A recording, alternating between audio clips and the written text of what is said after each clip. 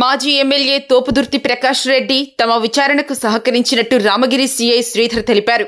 కొన్ని ప్రశ్నలకు సమాధానం చెప్పారని, మరికొన్నింటికి దాటివేశారని వివరించారు. వైసీపీ అధినేత జగన్ పర్యటనలో జరిగిన పరిణామాల మీద ప్రకాష్ రెడ్డి A1గా ఉన్నారని, అందుకే ఆయన్ని విచారించమన్నారు. ఈ విచారణ ఇంకా పూర్తి కాలేదని, అవసరమైతే మరోసారి ఆయన్ని పిలిపిస్తామన్నారు. ఇప్పటికే కేసులో హెలికాప్టర్ కో పైలట్ను విచారించామని, ఇప్పుడు హెలికాప్టర్ సంస్థతో పాటు మెయిన్ పైలట్కు 2 సార్లు నోటీసులు ఇచ్చినట్లు తెలిపారు. రేపటి రోజు వారిని నివారించే అవకాశం ఉందన్నారు.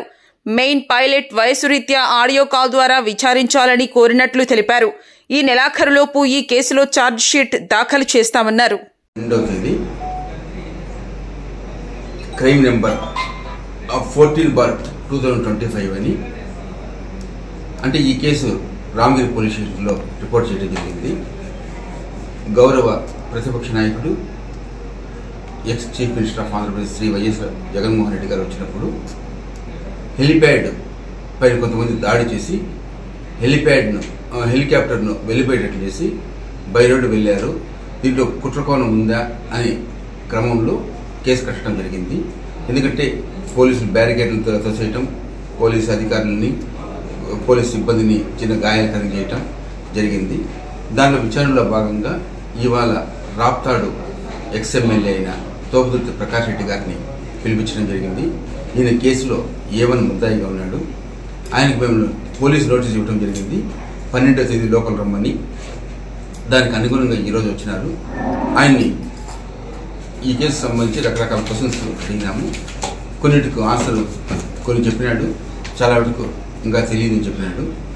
దానికి తగిన డాక్యుమెంటరీ ప్రూఫ్స్ అవన్నీ కూడా చూపించాము, వీడియోలు చూపించాము.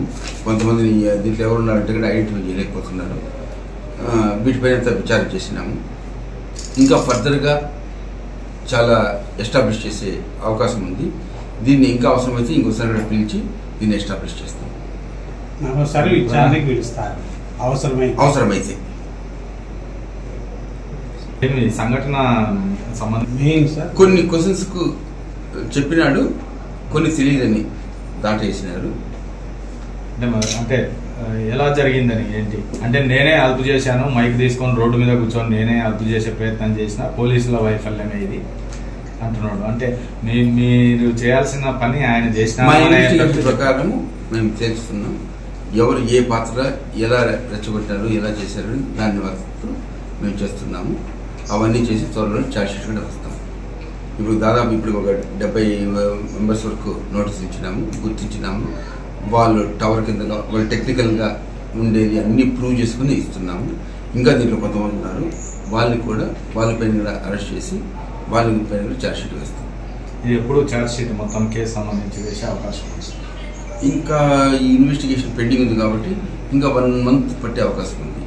మేడం గారు, మా ఎస్పీ మేడం గారు స్పీడప్ చేయమంటున్నారు. వీళ్ళ త్వరలోనే వీళ్ళపై ఛార్జ్ షీట్ వేస్తాం. లింగమయ్య హత్యను పోలీసే చేయించారని గట్టిగా అంటే ప్రెస్ మీట్ చెప్తున్నారు మాజీ ఎమ్మెల్యే గారు. ఓకే, అది ఆయన అభిప్రాయం. పోలీసు అభిప్రాయంలో ఎవరిపైన ఆల్రెడీ అరెస్ట్ చేయడం జరిగింది. అందులో అవకాశం ఉంది. అవకాశం ఉంది. దాదాపు ఎన్ని క్వశ్చన్స్ ఆయన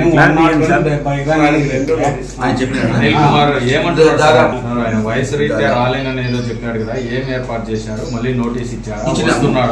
ఆయన ఏమంటే విజయ్ ఇది 2వ సారి ఇవ్వడం జరిగింది. ఇంకో జైన్ అని కో-పైలట్ విచారించడం జరిగింది. గోదావరి కంపెనీకు చిప్సన్ కంపెనీ వాళ్ళు కూడా నోటీస్ ఇవ్వడం జరిగింది.